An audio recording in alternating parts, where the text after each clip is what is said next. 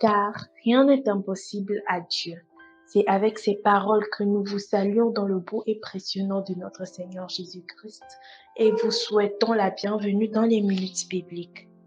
Nous sommes le lundi 18 avril 2022 et les textes qui nous sont proposés sont tirés de Jean chapitre 20, les versets 10 à 18 et le psaume 30, accompagné du cantique « Quel ami fidèle et tendre, gloire à Dieu » 143. Cantique 143. Et les disciples s'en retournèrent chez eux. Cependant, Marie se tenait dehors près du sépulcre et pleurait. Comme elle pleurait, elle se baissa pour regarder dans le sépulcre. Et elle vit deux anges vêtus de blanc, assis à la place où avait été couché le corps de Jésus, l'un à la tête, l'autre aux pieds. Ils lui dirent, « Femme, pourquoi pleures-tu » Elle leur répondit, « Parce qu'ils ont enlevé mon Seigneur, et je ne sais où ils l'ont mis. » En disant cela, elle se retourna, et elle vit Jésus debout, mais elle ne savait pas que c'était Jésus. Jésus lui dit, « Femme, pourquoi pleures-tu? Qui cherches-tu » Elle, pensant que c'était le jardinier, lui dit, « Seigneur, si c'est toi qui l'as emporté, dis-moi où tu l'as mis et je le prendrai. » Jésus lui dit, « Marie. » Elle se retourna et lui dit en hébreu, « Rabboni, c'est-à-dire maître. » Jésus lui dit, « Ne me touche pas, car je ne suis pas encore monté vers mon Père. Mais va trouver mes frères et dis-leur que je monte vers mon Père et votre Père, vers mon Dieu et votre Dieu. » Marie de Magdala alla annoncer aux disciples qu'elle avait vu le Seigneur et qu'il lui avait dit ces choses. Amen. Psaume 30. Là, il est écrit. Psaume. Cantique pour la dédicace de la maison de David. Je t'exalte, ô Éternel, car tu m'as relevé. Tu n'as pas voulu que mes ennemis se réjouissent à mon sujet. Éternel mon Dieu, j'ai crié à toi et tu m'as guéri. Éternel, tu as fait remonter mon âme du séjour des morts. Tu m'as fait revivre loin de ceux qui descendent dans la fosse. Chantez à l'Éternel, vous qui l'aimez. Célébrez par vos louanges sa sainteté. Car sa colère dure un instant, mais sa grâce toute la vie. Le soir arrivent les pleurs et le matin l'allégresse. Je disais dans ma sécurité, je ne chancellerai jamais. Éternel, par ta grâce tu avais affermi ma montagne. Tu cachas ta face et je fus troublé. Éternel, j'ai crié à toi, j'ai imploré l'Éternel. Que gagnes-tu à verser mon sang, à me faire descendre dans la fosse? La poussière a-t-elle pour toi des louanges? Raconte-t-elle ta fidélité? Écoute, Éternel, aie pitié de moi. Éternel, secours-moi. Et tu as changé mes lamentations en allégresse. Tu as délié mon sac et tu m'as ceint de joie. Afin que mon cœur te chante et ne soit pas muet. Éternel mon Dieu, je te louerai toujours. Amen. Chers auditeurs des Minutes Bibliques, soyez bénis dans le nom précieux de Jésus-Christ. Comme tous les lundis, je suis le révérend pasteur Jean-Pierre Tchakounté de l'église missionnaire de la foi de Bertois-Est Cameroun. Nous pouvons tirer comme thème central de Jean chapitre 20, versets 10 à 18, le ministère de la femme. Le ministère de la femme n'a cessé d'être un sujet de débat dans beaucoup d'églises. Après lecture du chapitre 20 de Jean, versets 10 à 18, j'aimerais éclairer les auditeurs par rapport aux idées erronées de certains écrivains chrétiens qui traitent les églises où la femme est élevée comme pasteur des églises sorcières. Parlant des idées erronées, j'ai pu lire un document dans lequel l'auteur approuvait que c'est l'esprit de Jézabel qui règne dans les églises où les femmes sont pasteurs. Ce phénomène a non seulement refroidi certaines femmes dévouées pour Christ, mais a également chassé beaucoup de fidèles des assemblées où les femmes sont pasteurs. Le mal est que beaucoup de ces fidèles sont partis pas pour rejoindre une autre congrégation, mais surtout pour la perdition. Mais à qui la faute? Quelque chose m'avait choqué également. Un jour, dans une chaîne de radio, j'entendais quelqu'un dire que depuis qu'il fouille la Bible, il n'a jamais trouvé le féminin du nom pasteur. Je m'amuserai aujourd'hui, bien-aimé, à lui demander si depuis qu'il lit la Bible, il a déjà vu le féminin du nom Saint-Esprit.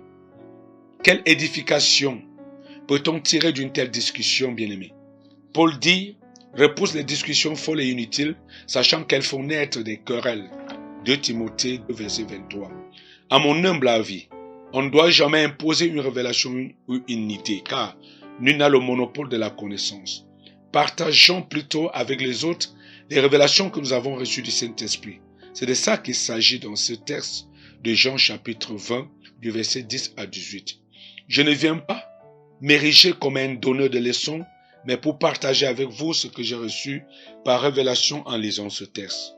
La première chose qui attire mon attention, c'est le courage de Marie de Magdala, qui a bravé la peur pour se retrouver dans le sépulcre. Deuxièmement, l'apparition de Jésus à Marie Magdala. Troisièmement, la mission d'aller annoncer la résurrection de Jésus-Christ. Fort est de constater tout de même que Jésus-Christ n'avait jamais chassé les femmes de son ministère. Par contre, il prenait leurs biens.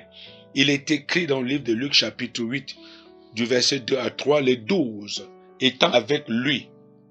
Et quelques femmes qui avaient été guéries d'esprits de malin et de maladies, Marie de Magdala, de laquelle était sorti 7 démons. Jeanne, femme de Chouza, intendant d'Hérode, Suzanne et plusieurs autres qui l'assistaient de leurs biens. Il est important de savoir que Christ a racheté pour Dieu l'humanité tout entière, la femme avec.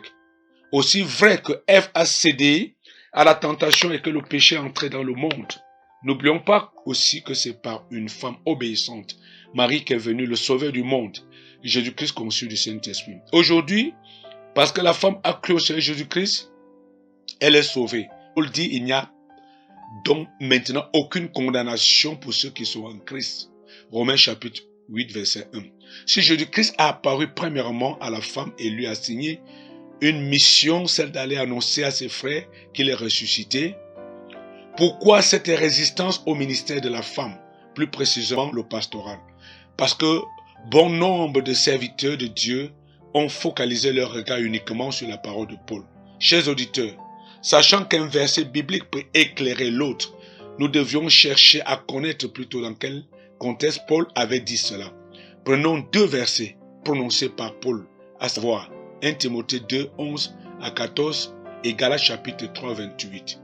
1 Timothée 2 déclare que la femme écoute l'instruction en silence avec une entière soumission.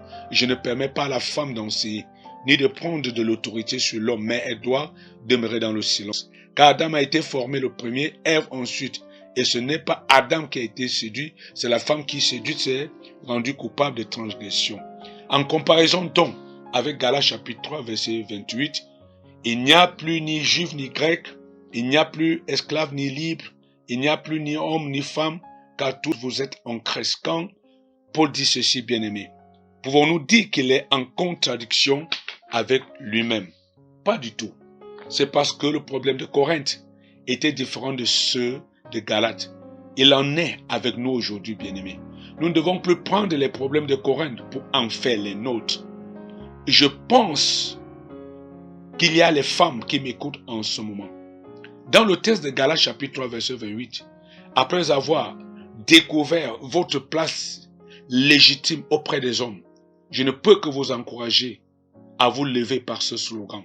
Femme, lève-toi. Femme, lève-toi. Et homme, encourage. Pourquoi ce slogan? Pour moi, c'est un mérite. Parce que les femmes avaient bravé la peur pour se retrouver au pied de la croix, voyant là où était Jésus-Christ. Parce que la première personne arrivée à la tombe très tôt le matin était la femme. Parce que la première personne à qui Jésus apparut après s'être ressuscité était la femme. Parce que la première personne qui avait reçu la charge d'aller annoncer la résurrection était les femmes. Parce que la première personne à prêcher la résurrection était les femmes. Parmi ceux qui assistaient à la première réunion de prière, il y avait des femmes et des hommes et tous étaient en accord. Parmi les premiers à être vêtus du Saint-Esprit pour devenir témoins pour Christ, il y avait aussi les femmes. Tous ont parlé en langue. Marie de Magdala, bien-aimée, avait fait cela pour amour pour Christ. Elle vit Jésus et l'appela par son nom. Elle parla au Seigneur ressuscité. Toi, homme, que tu le veuilles aujourd'hui ou pas, le Seigneur Jésus-Christ a choisi la femme pour être la première personne à proclamer la bonne nouvelle de sa résurrection. J'encourage tout de même, toutes celles qui avaient rétrogradé de revenir à Christ. Vous êtes des vaillantes héroïnes. L'homme doit comprendre que Dieu a été avec la femme depuis l'aube des temps. Si j'étais une femme, je me lèverais pour aller faire ce que Christ a dit aux femmes de faire. Je crois que vous avez été bénis et bénis. À la prochaine émission. S'il plaît à Dieu, shalom. Répète sans cesse les enseignements du livre de la loi. Redis-les dans ton cœur jour et nuit. Ainsi, tu t'efforceras d'obéir à tout ce qui est écrit. De cette façon, tu mèneras tes projets avec succès et ils réussiront. C'est avec ces paroles du livre de Josué que nous vous remercions d'avoir suivi Minute Biblique ce matin. Bonne journée à vous.